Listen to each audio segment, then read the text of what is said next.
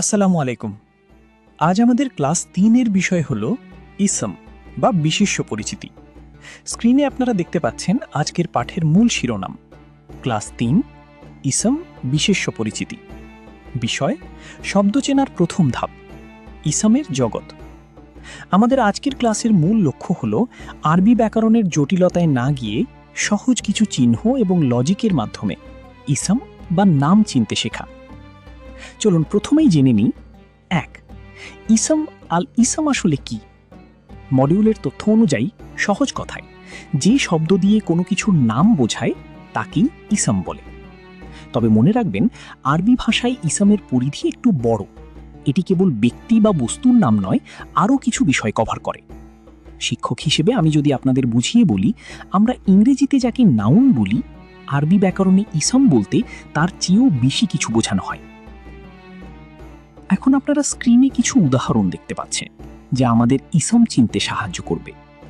যেমন ব্যক্তি বা প্রাণীর নাম মুহাম্মাদুন, যার অর্থ মুহাম্মদ, এবং নামলুন, যার অর্থ পিঁপড়া। এগুলো সরাসরি প্রাণীর নাম বোঝাচ্ছে, তাই এগুলো ইসম। এরপর আছে বস্তুর নাম কিতাবুন, মানে একটি বই, এবং কলমুন অর্থাৎ একটি কলম। লক্ষ্য করুন আমাদের চারপাশের যে কোনো জড়বস্তু এই ইসমের অন্তর্ভুক্ত।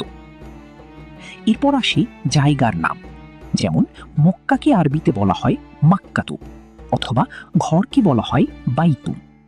আবার কোনো গুণের নাম বা অ্যাডজেক্টিভ, যেমন হাসানুন, যার অর্থ সুন্দর, অথবা সদিকুন, যার অর্থ সত্যবাদী, এগুলোকেও আরবিতে ইসম হিসেবে গণ্য করা হয়। সবশেষে আছে কাজের নাম বা কোনো আইডিয়া, যেমন আইলমুন মানে জ্ঞান, এবং হামদুন অর্থাৎ প্রশংসা। তার মানে আমরা বুঝতে পারছি কোনো ব্যক্তির নাম থেকে শুরু করে কোনো কাজের নাম কিংবা কোনো মানুষের গুণ সবই আরবি ব্যাকরণে ইসেমের আওতায় পড়ে। এখন আমরা শিখব 2. ইসেম চেনার 5টি জাদুকরী চিহ্ন। আরবি টেক্সট দেখে আপনি কিভাবে বুঝবেন যে এটি একটি ইসেম? এই 5টি চিহ্ন থাকলে নিশ্চিতভাবেই সেটি ইসেম। আপনারা যখন কুরআন তিলাওয়াত করবেন বা কোনো আরবি ইবারত পড়বেন, তখন এই জাদুকরী চিহ্নগুলো আপনাকে বলে দেবে যে শব্দটি ইসেম। চলুন দেখি প্রথম চিহ্নটি কি। 1. শুরুতে আল থাকা। যে কোনো শব্দের শুরুতে যদি আল থাকে তবে সেটি ইসেম। স্ক্রিনে আপনারা উদাহরণ দেখতে পাচ্ছেন, যেমন আল হামদু এবং আল কমারু। এখানে লক্ষ্য করুন শুরুতে আল থাকার কারণেই আমরা নিশ্চিত হতে পারছি যে এগুলো ইসেম। 2. শেষে তানবিন থাকা। শব্দের শেষ অক্ষরে যদি 2 জবর, 2 জের বা 2 পেশ থাকে তবে তাকে ইসেম হিসাবে ধরে নিতে হবে। উদাহরণ হিসাবে স্ক্রিনে দেখুন কিতাবুন এবং রাসূলুন। এই শব্দগুলো শেষে তানবিন বা 2 পেশ আছে, তাই এগুলো ইসেম। 3. শুরুতে হরফে জার থাকা। শব্দের ঠিক আগে যদি বি অথবা লি অথবা ফি অথবা আলা ইত্যাদি এক বর্ণের বা ছোট শব্দ থাকে, তবে তার পরের শব্দটি অবশ্যই ইসেম হবে।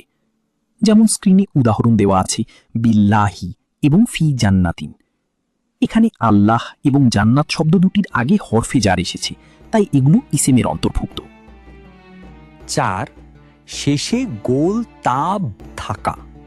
অধিকাংশ ক্ষেত্রে শব্দের শেষে তাব থাকলে সেটি ইসম, এবং সাধারণত সেটি স্ত্রীবাচক শব্দ হয়ে থাকে। যেমন উদাহরণে আছে জান্নাতুন এবং সাআতুন। এই যে গোল তা চিহ্নটি দেখছেন, এটি দেখলেই চট করে বুঝে নেবেন এটি একটি ইসম।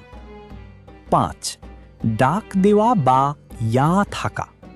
যদি কোনো শব্দের আগে ইয়া থাকে তবে পরের শব্দটি অবশ্যই ইসম হবে, কারণ আমরা সাধারণত কোনো কিছুর নাম ধরেই কাউকে ডাকি।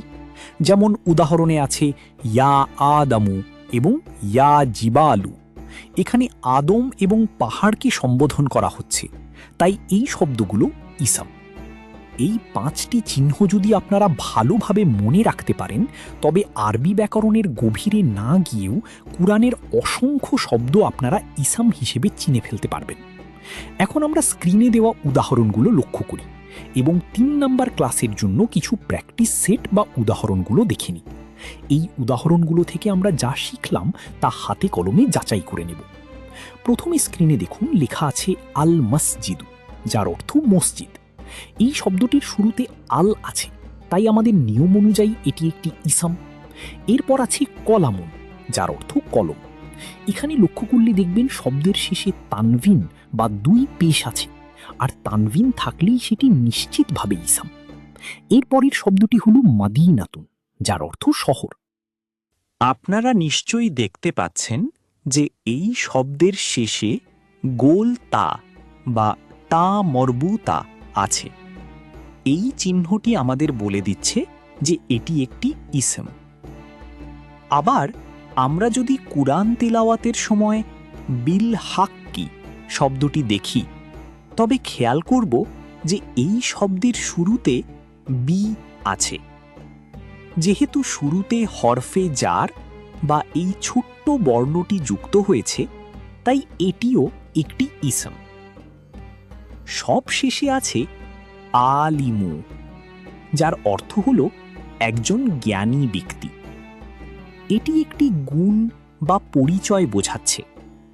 আমরা শুরুতেই জেনেছি যে কোনো গুণ বা আইডিয়ার নামও আরবি ব্যাকরণে ইসম হিসাবে গণ্য হয়।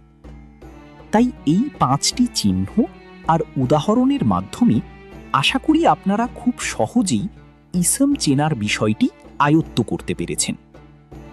এই চিহ্নগুলো মাথায় রাখলে কুরআনের আয়াত পড়ার সময় ইসম চেনা আপনাদের জন্য অনেক সহজ হয়ে যাবে।